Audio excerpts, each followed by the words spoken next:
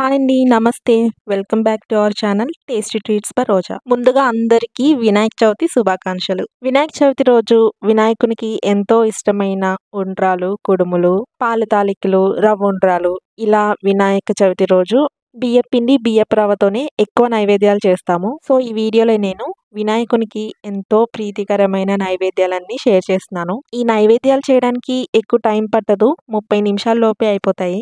ఎలా ప్లాన్ చేసుకుంటే తక్కువ టైంలోనే ఈ నైవేద్యాలన్నీ ఫినిష్ చేయొచ్చో వీడియో ఎండ్ వరకు చూడండి. మీకే క్లియర్గా అర్థమవుతుంది. 9 రకాల నైవేద్యాలు అయితే మీతో షేర్ చేస్తున్నాను. మీ ఇష్టం 9 రకాలైనా పెట్టండి నైవేద్యంగా, లేదంటే మీ ఓపిక బట్టి 5 నైవేద్యాలన్నా పెట్టండి. ప్రతి నైవేద్యానికి కొన్ని టిప్స్ ఉంటాయి.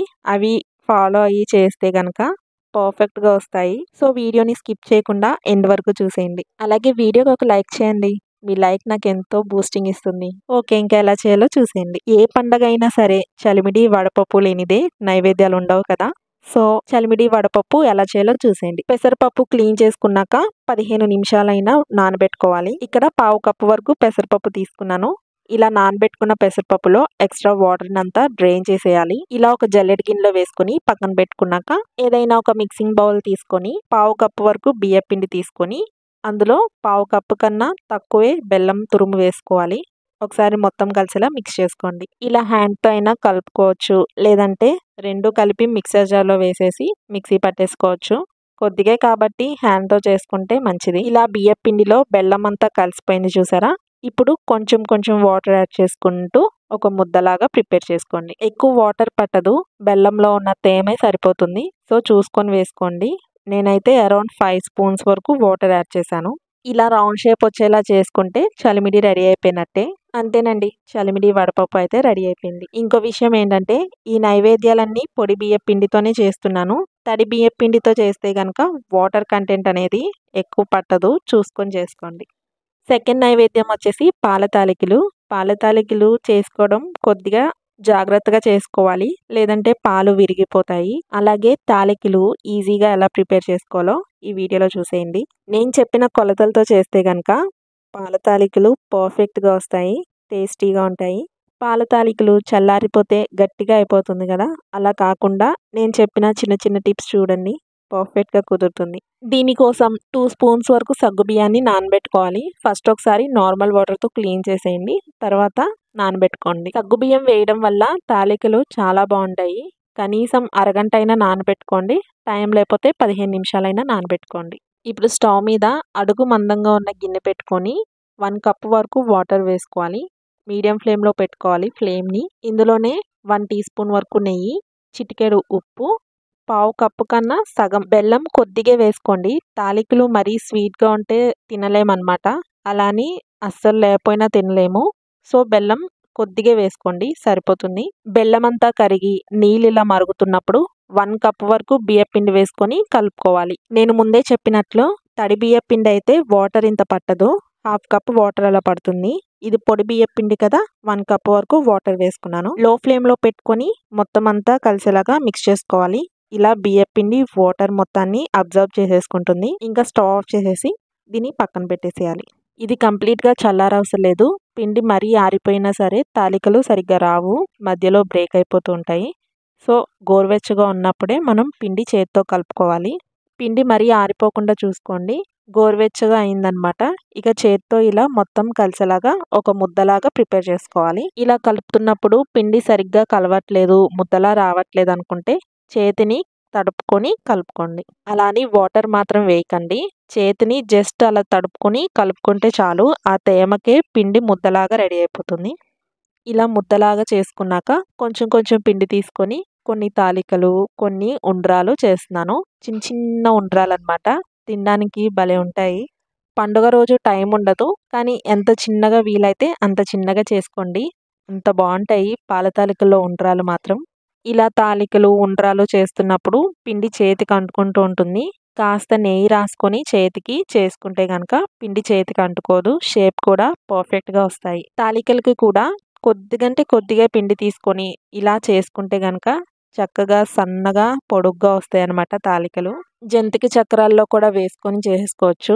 జంతిక చక్రాల్లో వేసుకుంటే కనుక పెద్ద హోల్స్ ఉంటాయి కదా, అందులో వేసుకొని చేసుకోండి.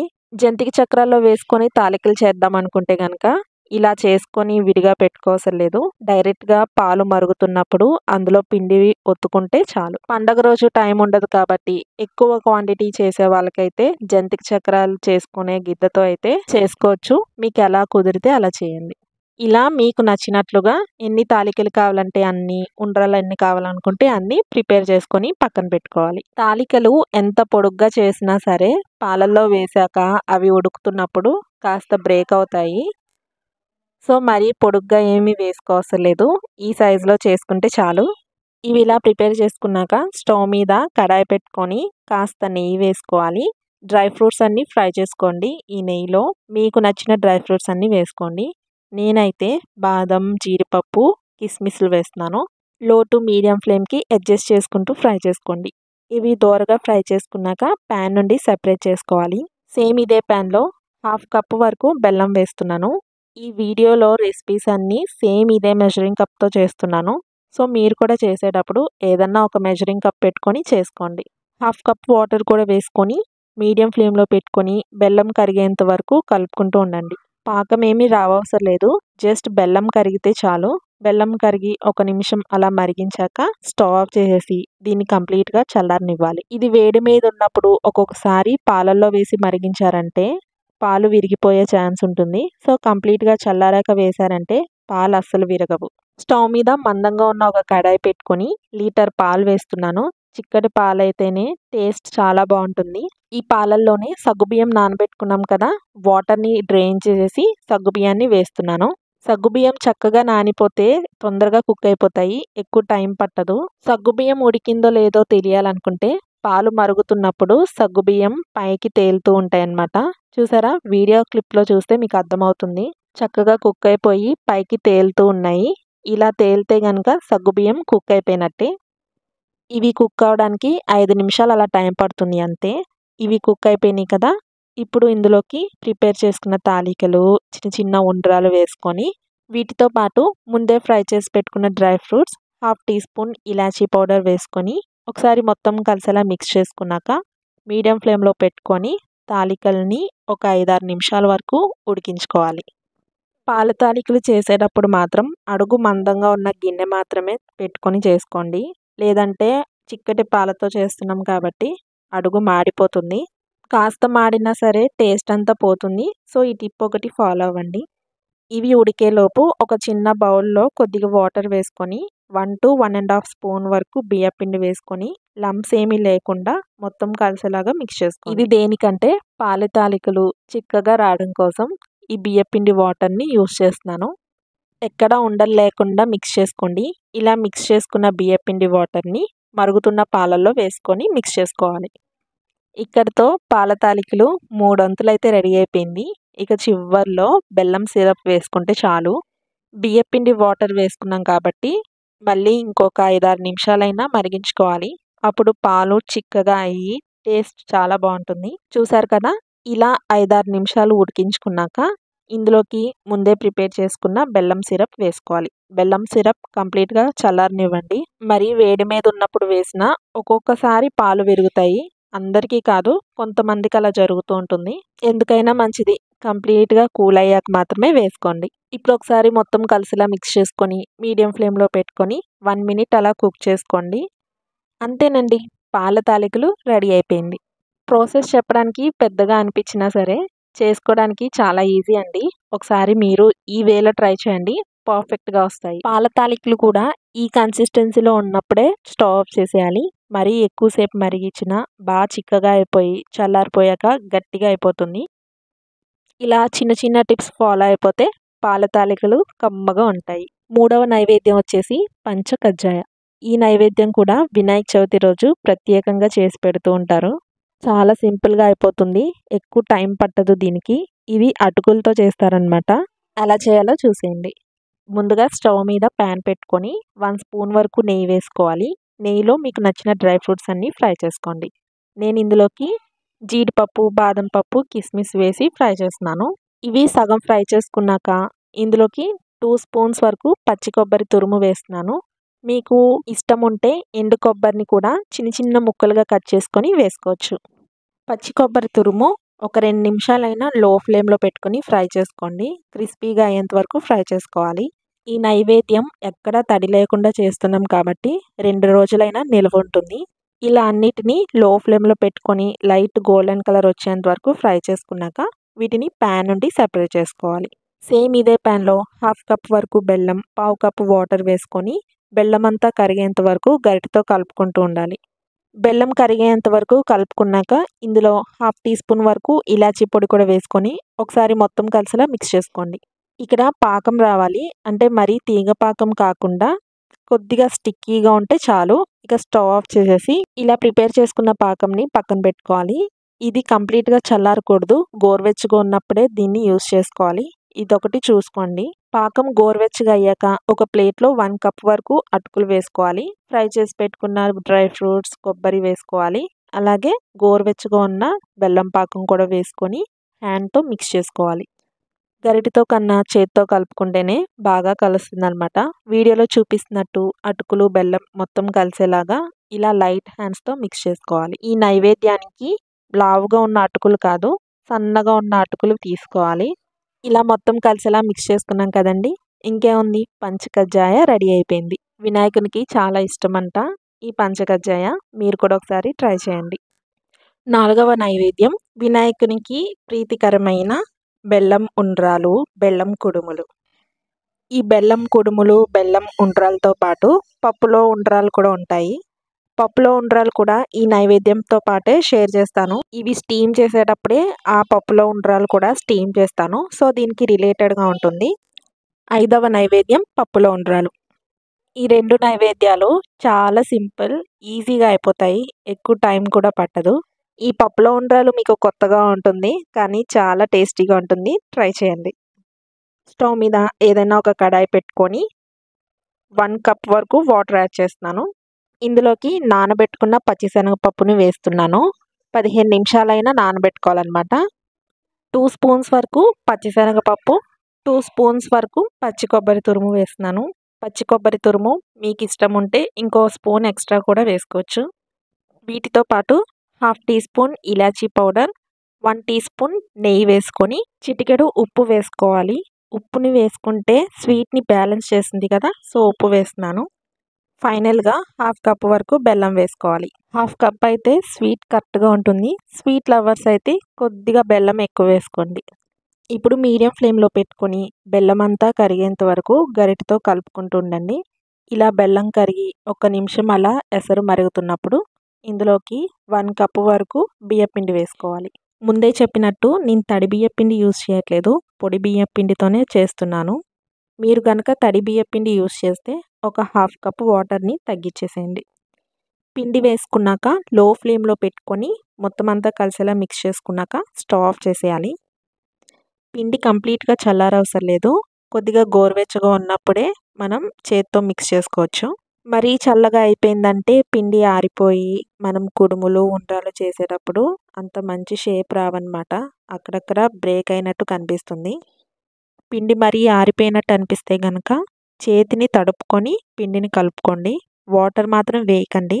వాటర్ వేస్తే కనుక నీరు ఎక్కువైపోయి లూజ్ అయిపోతుంది పిండి. సో జస్ట్ చేతిని తడుపుకొని కలుపుకోండి.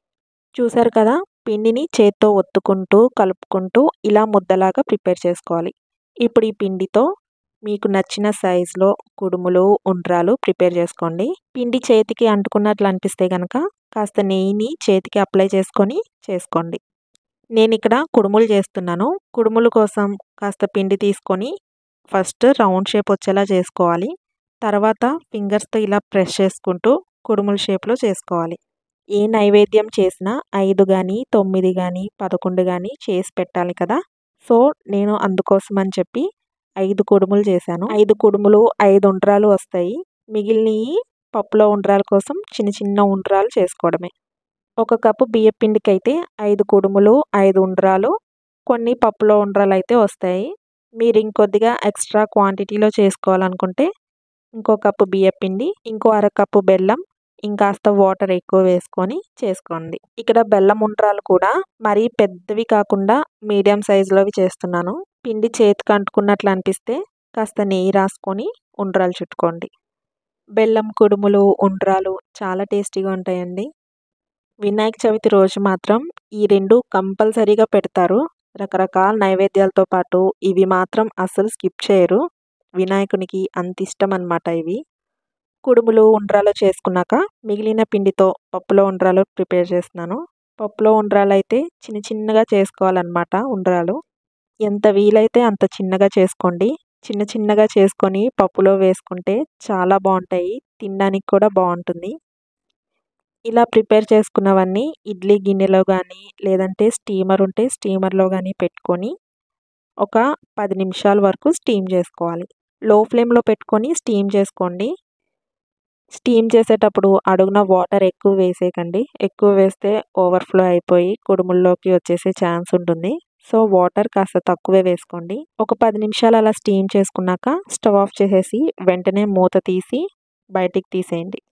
అంతేనండి. వినాయకునికి ఎంతో ఇష్టమైన కుడుములు, ఉండ్రాలైతే రెడీ అయిపోయినియి. మిగిలిన పప్పులో ఉండ్రాలైతే ఎలా చేసుకోవాలో చూపిస్తాను. పప్పులో ఉండ్రాలంటే పెద్ద ప్రాసెస్ ఏమో అని చెప్పి స్కిప్ చేసేయకండి. చాలా అంటే చాలా సింపుల్‌గా అయిపోతుంది. ఇది పెసరపప్పుతో చేస్తారనమాట. ఉండ్రాల్లో ఉన్న స్వీట్‌నెస్‌తో పాటు పెసరపప్పుతో కలిపి తింటే టేస్ట్‌కి తిరిగే ఉండదు. అదెలాగో చూసేయండి. స్టవ్ మీద ఒక గిన్నె పెట్టుకొని అందులో పెసరపప్పు కుక్ చేసుకోవడానికి సరిపోయేంత వాటర్ వేసుకోవాలి. నేను హాఫ్ కప్ వరకు పెసరపప్పు తీసుకొని ఆల్రెడీ క్లీన్ చేసి 15 నిమిషాలు నానబెట్టుకున్నాను. హాఫ్ కప్ పెసరపప్పుకి 1 కప్ వాటర్ యాడ్ చేస్తున్నాను. నానబెట్టుకున్న పెసరపప్పు కాబట్టి తొందరగా కుక్ అయిపోతుంది. అదే నానబెట్టకుండా వేస్తే గనక 2 కప్స్ వాటర్, హాఫ్ కప్ పెసరపప్పు వేయండి. నానబెట్టకుండా చేస్తే గనక కొద్దిగా లేట్‌గా కుక్ అవుతుంది. సో, అందుకే ఎక్స్‌ట్రా వాటర్ అనేది యాడ్ చేసుకోవాలి. పప్పు ఇలా మంచిగా కుక్ చేసుకున్నాక లో ఫ్లేమ్‌లో పెట్టుకొని చిటికెడు సాల్ట్ వేసుకోవాలి. పప్పుకి సరిపోయేంత సాల్ట్ అయితే వేయకూడదు. ఇందులోకి చిటికెడు మాత్రమే వేయాలి. ఇలా వేస్తేనే టేస్ట్ చాలా బావుంటుంది. సాల్ట్ వేశాక ఒకసారి మొత్తం కలిసేలా మిక్స్ చేసుకొని మనం స్టీమ్ చేసి పెట్టుకున్నాం కదా పప్పులో ఉండ్రాలు అవన్నీ వేసుకోవాలి. ఉండ్రాలు వేశాక ఒకసారి మిక్స్ చేసుకొని ఒక 1 మినిట్ అలా లో ఫ్లేమ్‌లో కుక్ చేసుకున్నాక స్టవ్ ఆఫ్ చేసేయడమే. ఇందులోనే మీకు ఇష్టం ఉంటే గనక 1 టీ స్పూన్ వరకు నెయ్యి వేసుకోండి. ఇష్టం లేకపోతే స్కిప్ చేసేయండి. నెయ్యి వేస్తే ఇంకా బావుంటుంది. ఒకసారి ట్రై చేయండి. అంతేనండి. సింపుల్‌గా, ఈజీగా ఎవరైనా చేసేలాగా పప్పులో ఉండ్రాలైతే రెడీ అయిపోయినాయి. నేను చెప్పిన పక్కా కొలతలతో ఉండ్రాలు, కుడుములు, పప్పులో ఉండ్రాలు చేసి చూడండి. ఇంకా 6వ నైవేద్యం వచ్చేసి రవ్వ ఉండ్రాలు. రవ్వ ఉండ్రాలు కూడా వినాయకునికి అత్యంత ప్రీతికరమైన నైవేద్యం. వేడివేడిగా ఇలా ఉండ్రాలు చేసి పెట్టి కాస్త నెయ్యి వేసి దేవునికి సమర్పించాక తింటే ఉంటుంది సూపర్ అంతే. ప్రాసెస్‌లోకి వెళ్ళిపోదాం. స్టవ్ మీద కడాయి పెట్టుకొని 3 కప్స్ వరకు వాటర్ యాడ్ చేసుకోవాలి. ఇందులోనే 3 స్పూన్స్ వరకు పచ్చిశనగపప్పు వేస్తున్నాను. ఆల్రెడీ నేను ఈ పచ్చిశనగపప్పుని 15 నిమిషాలైనా వాటర్‌లో నానబెట్టుకొని వేస్తున్నాను. దీంతో పాటు 1 టీ స్పూన్ జీరా, అలాగే టేస్ట్‌కి సరిపోయేంత సాల్ట్ వేసుకోవాలి. 1 టీ స్పూన్ వేసుకోండి సరిపోతుంది. అలాగే 1 టీ స్పూన్ వరకు నెయ్యి వేసుకోండి. మీడియం ఫ్లేమ్‌లో పెట్టుకొని ఎసరు ఇలా మరుగుతూ ఉండాలన్నమాట. 1 మినిట్ అలా మరుగుతున్నప్పుడు ఇందులోకి బియ్యపు రవ్వ వేసుకోవాలి.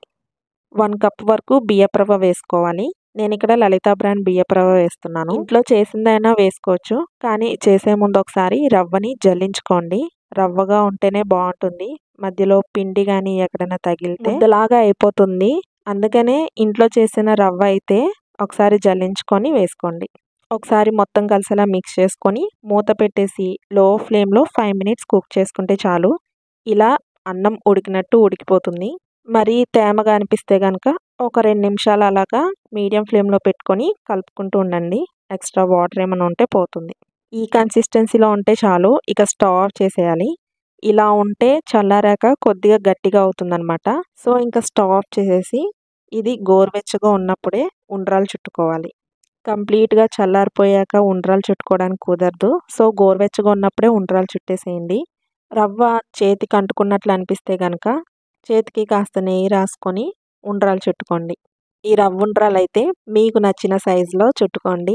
నేనైతే మీడియం సైజులో చుడుతున్నాను. ఇలా అన్నిటిని ప్రిపేర్ చేసుకున్నాక వీటిని ఇప్పుడు స్టీమ్ చేసుకోవాలన్నమాట. స్టీమర్ ఉంటే స్టీమర్‌లో చేసుకోండి. లేదంటే ఇడ్లీ కుక్కర్‌లో అన్నా పెట్టుకొని చేసేసుకోండి. నేను ఫస్ట్ ప్లేట్‌లో వేయట్లేదు. స్టాండ్ ఉంటుంది కదా! ఆ ప్లేట్‌లో పెట్టట్లేదు. ఒకవేళ వాటర్ ఎక్కువైపోయి ఉడుకుతున్నప్పుడు వాటర్ ఓవర్‌ఫ్లో అయిపోయి ప్లేట్‌లోకి వెళ్ళిపోయినా ఉండ్రాళ్ళు పాడైపోతాయి అని చెప్పి సెకండ్ ప్లేట్‌లో పెట్టి స్టీమ్ చేస్తున్నాను. మూత పెట్టుకున్నాక ఒక 8-10 మినిట్స్ వరకు కుక్ చేసుకున్నాక దేవుడికి నైవేద్యంగా పెట్టడమే. అంతేనండి. ఎంతో టేస్టీగా ఉండే రవ్వ ఉండ్రాలైతే రెడీ అయిపోయినాయి. కాస్త నెయ్యి తగిలించి తిన్నారంటే సూపర్ ఉంటుంది. ట్రై చేయండి. ఏడవ నైవేద్యం రవ్వ పులిహోర. రవ్వ పులిహోర చేయడం చాలామందికి కుదరదండి. ముద్దలా అయిపోతుంది. అలా కాకుండా పర్ఫెక్ట్‌గా రావాలంటే ఇలా చేసి చూడండి.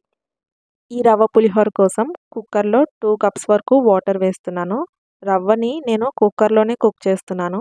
ఎలాగో పండుగ రోజు టైం ఉండదు కాబట్టి మ్యాక్సిమం కుక్కర్‌లోనే చేసేసుకోండి. ఇందులోనే టేస్ట్‌కి సరిపోయేంత సాల్ట్, పావు టీ స్పూన్ పసుపు, 3 స్పూన్స్ వరకు ఆయిల్ వేసుకోవాలి. ఇప్పుడు మీడియం ఫ్లేమ్‌లో పెట్టుకొని ఎసరు మరగాలన్నమాట. ఇది మరిగేలోపు నేనిక్కడ రవ్వని 1 కప్ వరకు తీసుకుంటున్నాను. ముందు వీడియోలో చెప్పినట్టే లలిత బ్రాండ్ రవ్వే తీసుకుంటున్నాను. ఇంట్లో చేసిందైతే జల్లించి తీసుకోండి. రవ్వలా ఉంటేనే పులిహోర పొడి పొడిగా వస్తుంది. పిండి ఏదన్నా కలిస్తే గనక ముద్దలా అయిపోతుంది. పులిహోర బాగోదు. ఈ టిప్ ఒకటి తప్పకుండా ఫాలో అవ్వండి. పులిహోర పొడి పొడిగా పర్ఫెక్ట్‌గా కుదురుతుంది. ఎసరు ఇలా మరుగుతున్నప్పుడు 1 కప్ వరకు బియ్యపు రవ్వ వేసుకున్నాను.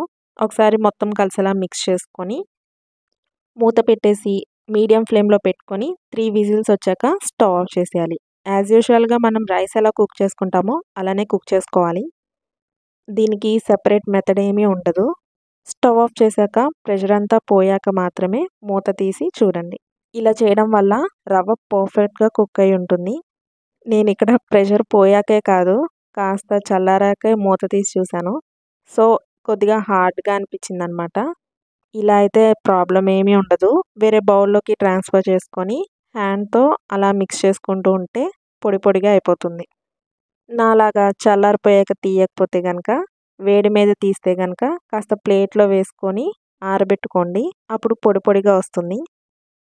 చూసారు కదా! రవ్వ ఇలా లైట్ హ్యాండ్స్‌తో మిక్స్ చేసుకోండి. ఎక్కడ ఉండలు లేకుండా చూసుకోండి. పులిహోర కోసం రవ్వ అయితే కుక్ అయిపోయింది. ఇంక దీనికి తాలింపు పెట్టుకోవడమే. ఇక్కడ నేను చింతపండు పులిహోర కాదు, నిమ్మకాయ పులిహోర చేస్తున్నాను. స్టవ్ మీద కడాయి పెట్టుకొని 2 స్పూన్స్ వరకు ఆయిల్ వేసుకోవాలి. ఆయిల్ హీట్ అయ్యాక 1 టీ స్పూన్ ఆవాలు, 1 టీ స్పూన్ సాయి మినపప్పు, 1 టీ స్పూన్ జీలకర్ర, 1 టీ స్పూన్ పచ్చిశనగపప్పు వేసుకొని దోరగా ఫ్రై చేసుకోండి. ఇక్కడ నేను ఆల్రెడీ ఫ్రై చేసి పెట్టుకున్న వేరుశనగ గుళ్ళు వేస్తున్నాను. మీ దగ్గర ఇలా ఫ్రై చేసుకున్నవి లేకపోతే పచ్చివి ఫస్టే వేసి ఫ్రై చేసేయండి. 2, 3 పచ్చిమిర్చిని ఇలా పొడుగ్గా కట్ చేసి వేసుకోవాలి. 2 ఎండుమిర్చిని సగానికి కట్ చేసి వేసుకోండి. కరివేపాకు కొద్దిగా వేసుకొని మొత్తం ఒకసారి కలిసేలా మిక్స్ చేసుకోవాలి. లో ఫ్లేమ్‌లో పెట్టుకొని పచ్చిమిర్చి, ఎండుమిర్చి మంచిగా ఫ్రై చేసుకోండి. ఇలా చప్పగా పచ్చిమిర్చిని ఫ్రై చేయకుండా కొద్దిగా సాల్ట్ వేసి ఫ్రై చేసుకోండి. తినేటప్పుడు టేస్టీగా బావుంటుందనమాట. ఆల్రెడీ మనం రవ్వలో సాల్ట్ వేసుకొని కుక్ చేసుకున్నాం కాబట్టి చూసి వేసుకోండి. నేనైతే పులిహోరలో పచ్చిమిర్చి కంపల్సరీ తింటానండి. ఆ పులుపుకి, ఈ ఘాటుకి టేస్ట్ బావుంటుంది. ఇలా లో ఫ్లేమ్‌లో పెట్టుకొని మంచిగా ఫ్రై చేసుకున్నాక స్టవ్ ఆఫ్ చేసేయాలి. చూసారు కదా! ఎంత దోరగా ఫ్రై అయినాయో. పులిహోరలోకి పప్పులు ఎక్కువ వేసుకుంటేనే బావుంటుంది. సో, ఎక్కువే వేసి చేయండి. ఈ పోపు మొత్తాన్ని రవ్వలో వేసుకొని అలాగే 4 స్పూన్స్ వరకు నిమ్మరసాన్ని వేసుకోండి. నిమ్మరసం చూసుకుంటూ వేసుకోండి. పులుపు ఎక్కువైనా బాగోదు కదా! అలానే పులుపు తక్కువైనా బాగోదు. నైవేద్యం కాబట్టి టేస్ట్ చూడకూడదు కదా! సో, 4 స్పూన్స్ వరకు వేయండి. కరెక్ట్‌గా సరిపోతుంది 1 కప్పు బియ్యపు రవ్వకి. ఇలా వేసుకున్నాక మొత్తం కలిసేలా మిక్స్ చేసుకోవాలి. తాలింపులో పసుపు వేయలేదు. ఆల్రెడీ రవ్వలో వేసి కుక్ చేసాం కదా! సో, తాలింపులో వేయలేదు. ఒకవేళ మీరు రవ్వలో వేసి కుక్ చేయకపోతే తాలింపులో వేసేయండి.